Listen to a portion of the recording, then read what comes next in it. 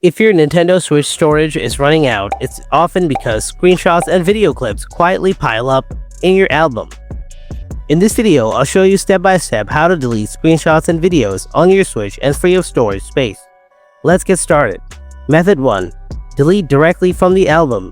From the home menu, select the album icon. Browse through your screenshots or clips. Highlight the file you don't need and tap on it.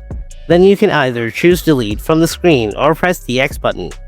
Confirm by selecting delete again. Now repeat this for any other screenshots or videos you want to clear out. Method 2. Bulk delete from system settings. Move back to your home menu. Then go to System Settings. Scroll down to Data Management.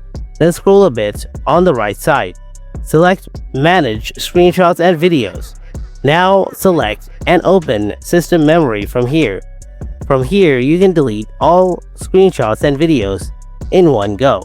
This is the fastest way to clear up lots of space at once. And that's it. You can delete screenshots one by one from the album or just wipe them all in bulk from the data management. If this video helps you out, then hit that like button, subscribe for more tips, and drop a comment with how much storage you saved. I'll see you in the next video. Until then, stay tuned and take care.